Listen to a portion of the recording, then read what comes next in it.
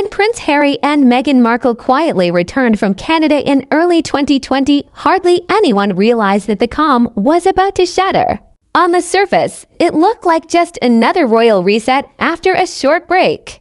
But behind closed doors, something far more serious was unfolding. Something that would permanently change Harry's relationship with his family, the monarchy, and even himself. On January 7th, Harry and Meghan stepped out at the Canadian High Commission in London for what was supposed to be a routine engagement. Cameras flashed, polite smiles were exchanged, but something was off. Observers noticed it immediately. Harry looked distracted, not nervous, not angry, distracted. According to royal author Robert Jobson, his mind wasn't on the event at all. It was on a conversation he had just had with his father, Prince Charles. A conversation that set everything in motion. Harry had told his father that he and Meghan wanted to rewrite the rules. Not leave completely. Not stay fully. Something in between. A new arrangement where they could keep their HRH titles, remain royals in name, but step away from duties and make their own money. A semi-detached royal life. To Harry, it may have sounded modern, flexible, fair, but inside the palace, it landed like a bomb. The very next day, whispers exploded into headlines. Reports emerged that Harry and Meghan were heading back to Canada and reconsidering their place in the royal family altogether. What many people thought was impossible suddenly felt very real. And then came the moment that stunned everyone. On January 8th, the Sussexes confirmed it themselves, not through the palace. Not through the Queen, but through their own Instagram account. They announced they were stepping back as senior royals and carving out a progressive new role, splitting their time between the UK and North America. The world saw it as bold, independent, but behind palace walls, it was seen as something else entirely. According to Jobson, the announcement had been made without the Queen's approval. And that changed everything. Queen Elizabeth was now facing one of the biggest constitutional and emotional crises of her reign. Harry, the grandson she adored, had assumed that their close bond would soften the outcome. He believed the Queen would understand, maybe even support him. But what Harry misjudged was not her affection. It was her sense of duty. The Queen was sympathetic to Harry's struggles, but deeply troubled by the plan itself. The idea that members of the royal family could profit privately while holding royal titles crossed a line. In the Queen's mind, there was no middle ground. You were either all in, or you were out. And that principle was non-negotiable. That belief set the stage for what would become known as the Sandringham Summit. On January 13, 2020, the Queen summoned Prince Charles, Prince William, and Prince Harry to Sandringham. The goal was simple on paper: resolve the crisis. In reality, it was anything but simple. Meghan remained in Canada, reportedly planning to join by video call, but technical issues prevented her from taking part. Whether coincidence or fate, Harry walked into the room alone. The atmosphere was heavy, emotional. According to Jobson, Prince Philip was so furious that he refused to attend altogether.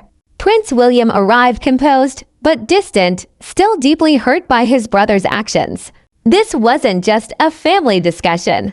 It was a reckoning. Royal insiders described the meeting as one of the most painful moments the family had faced since the death of Princess Diana. For the Queen, this wasn't only about Harry. It was about protecting the institution she had spent her entire life serving. And when the decision came, it was firm. Inside the long library at Sandringham, there was no shouting, no theatrics, no dramatic walkouts. What made the meeting so heavy was the silence. The kind of silence where everyone already knows that something is ending, but no one wants to say it out loud. For Prince Harry, this was the moment reality finally arrived. Not the version he had imagined in California or Canada, but the one shaped by centuries of royal rules that don't bend for emotions. The Queen listened. She always did. She allowed everyone to speak, even when the words were painful. But when it was time for her response, it was unmistakably clear.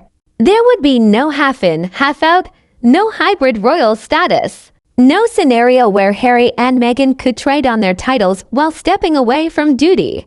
To her, the idea wasn't modern or progressive. It was dangerous. It blurred lines that were never meant to blur, according to Robert Jobson. The Queen found the concept of monetizing royal status abhorrent, not because of money itself, but because it threatened the integrity of the monarchy. The crown, in her view, was not a brand to be licensed. It was a responsibility to be carried. And if Harry wanted freedom, that freedom would come with a cost. For Harry, this was the hard lesson. He had walked into Sandringham believing compromise was possible. He left realizing that he had overestimated his leverage. The palace was willing to lose him rather than lose control of the institution. And that realization cut deeper than any headline ever could when the statement was released days later. Its tone shocked many. It was unusually personal for a queen known for restraint. She spoke not as a monarch first, but as a grandmother. She expressed sadness, understanding, love, but woven into that softness was an unbreakable boundary. Harry and Meghan would no longer be working royals. Their HRH titles would not be used. Patronages would be removed. Security arrangements would change. The door to return, while not slammed shut, was no longer open in the way Harry had assumed. Behind the scenes, Prince William saw the outcome differently. To him, this wasn't just about protocol. It was about trust. Harry had gone public before going private. He had announced a decision before securing approval. That breach mattered. It hardened lines that might otherwise have remained flexible. Brothers who once relied on each other now stood on opposite sides of a divide that would only widen with time. And then there was the aftermath, the part no one talks about enough. Freedom came, yes, but so did exposure. Without the palace buffer, every decision Harry and Meghan made was scrutinized, every deal questioned, every silence interpreted. The protection Harry thought he didn't need turned out to be something he had relied on more than he realized. Robert Jobson's assessment is blunt.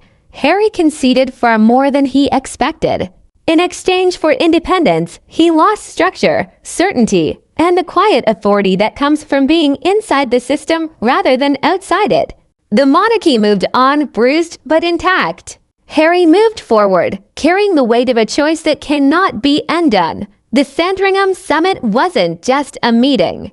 It was a line drawn in history. A moment where personal desire collided with institutional duty, and duty won. For the Queen, it reaffirmed her lifelong commitment to the crown. For Harry, it marked the end of one life and the uncertain beginning of another. And perhaps the hardest truth of all is this: the lesson Harry learned that day didn't arrive immediately. It unfolded slowly across years, interviews, lawsuits, and distance. Sometimes the price of freedom isn't paid up front. It's paid quietly over time.